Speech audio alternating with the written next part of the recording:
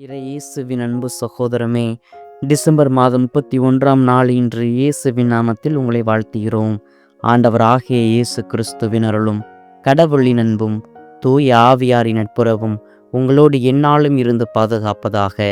இதோ இன்று நமது தாயாம் திரு அவையோடு இணைந்து நாம் அனைவரும் புனித முதலாம் சில்வஸ்டர் என்பவரை நினைவு கூறுகின்றோம்.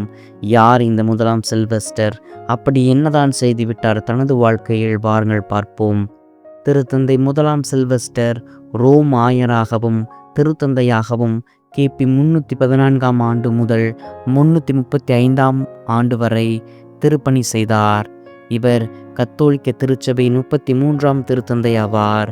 இவர் ரோம் நகரில் ஒரு சாதாரண கிறிஸ்தவ குடும்பத்தில் பிறந்தார். சிறு வயதிலேயே இவர் இறைப்பணி செய்வதில் மிக ஆர்வம் கொண்டிருந்தார். இவர் வளரும் பருவத்திலேயே எளிமை, நல்லொழுக்கம் மற்றும் ஜெபம் செய்யும் நற்பண்புகளில் சிறந்தவராயிருந்தார்.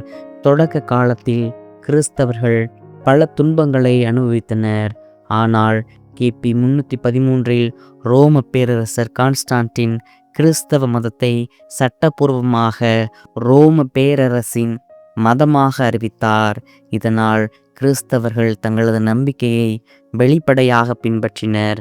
இக்காலகட்டத்தில் திருத்தந்தை முதலாம் சில்வஸ்டர் திருத்தந்தையாக தேர்ந்தெடுக்கப்பட்டார். பல துன்பங்களுக்கு பிறகு கிறிஸ்தவம் ரோமில் வேகமாக வளரத் தொடங்கியது. அதனால் இவர் பல தேவாலயங்களை கட்ட உதவியாக இருந்தார். திருச்சபையின் ஒழுங்கையும் போதனைகளையும் வலுப்படுத்தி பல குருக்களை உருவாக்கி திருச்சபை போதனைகளை தெளிவுபடுத்தி மக்கள் நம்பிக்கையை வளர்த்தார். அப்படிப்பட்டவர் கிபி 335ஆம் ஆண்டு டிசம்பர் 31 அன்று இறந்தார்.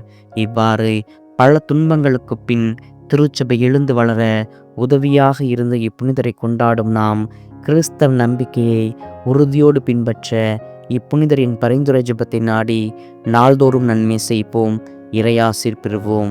மேலும் மீண்டும் நாளை ஒரு புனிதரின் வரலாற்று பாதையில் சந்திப்போம். கடவுள் என்றும் நம்மோடு.